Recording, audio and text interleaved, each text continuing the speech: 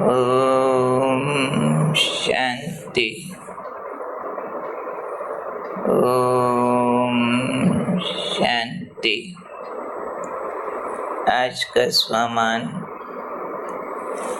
मैं मास्टर रचयिता हूँ। मास्टर रचयिता कितनी ऊंची स्थिति है। रचयिता तो शिव बाबा, लेकिन बच्चों को अपना सब कुछ देकर अपने जैसा बनाते हैं।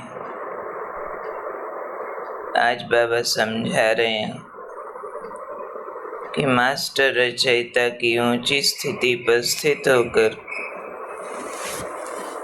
दो काम करने हैं विशेष। एक तो मास्टर नॉलेजफुल की पावरफुल स्थिति और नशे में स्थित होकर सर्व आकर्षणों से परे रहकर इस रचना की पालना करनी है। कौन सा स्वरूप धारण करना मास्टर रचयिता ने?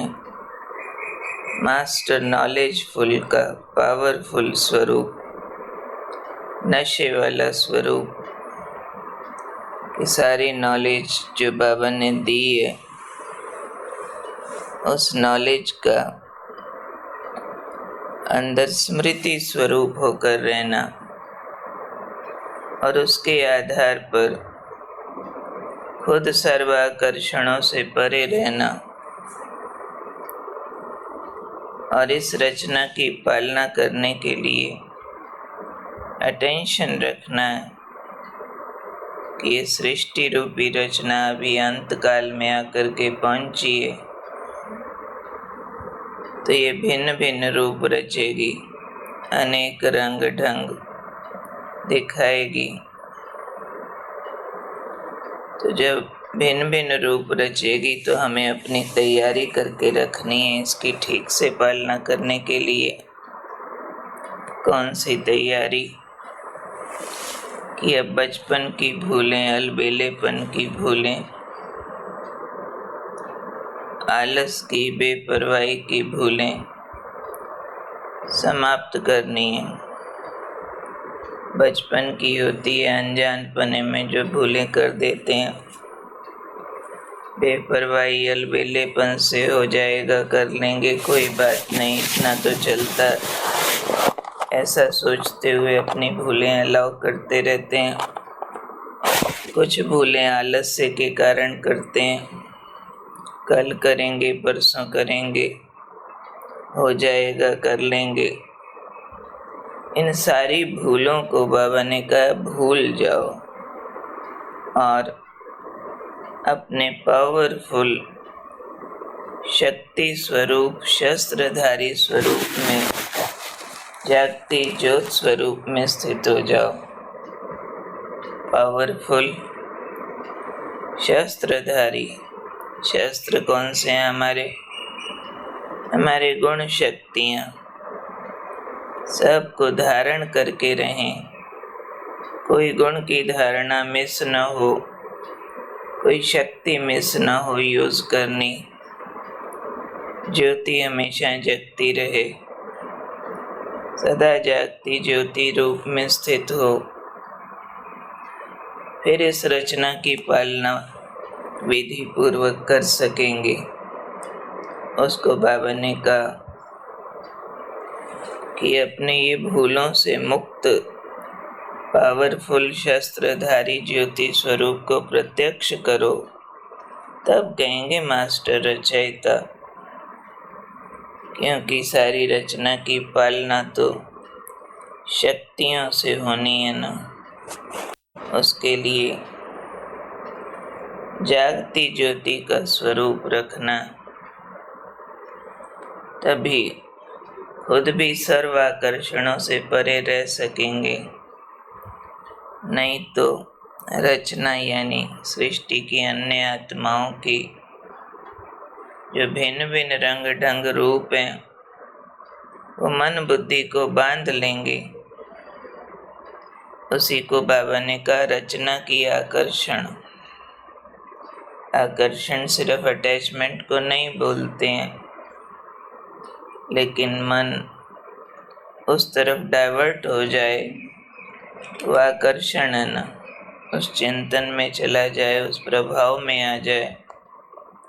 तो प्रभाव में आना, चाहे अच्छा या बुरा, आकर्षण कहा जाता है।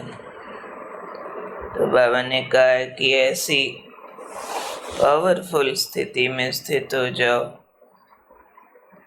रचना के भिन्न भिन्न रूपों से भी माइंड डाइवर्ट न हो, अट्रैक्ट न हो, यानी उस अनुसार व्यर्थ संकल्पों के फ्लो में न चले जाएं। ये पावरफुल रूप अपना तब रच सकेंगे जब अपनी सब प्रकार की भूलों को अब भूल जाएंगे, तब अपना ये पावरफुल स्वरूप उदय होगा।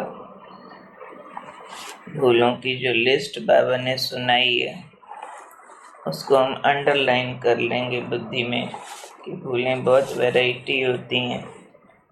तो बचपन की भूलें होती हैं, अनजानपने में इनोसेंस से करते जाते हैं, वो भी अपने को अनजानपना भी अलाउ नहीं करो। अलबेलापन है, बेपरवाही है, आलस्य, बेपरवाह तो होना ही नहीं है, अलबेला भी नहीं होना, न बेपरवाह न लापरवाह। आलस को भी अलर्टनेस में चेंज करना और शक्तिशाली शस्त्रधारी रूप जागृत करना। जो भी बात आए, गुण और शक्तियों के प्रयोग से उसे पार करना। जब अपनी भूलों से मुक्त होंगे तब महसूस कर सकेंगे कि सृष्टि की अन्य आत्माएं बाबा की रचना है, तो मैं बाप समान आत्मा हूँ। मैंने उनको रचना की नज़र से देखते हुए उनकी भूलों को, उनकी कमजोरियों को माफ करते हुए उन्हें मदद करनी है, न कि उसके बहाव में बहना है। तो ये है रचता।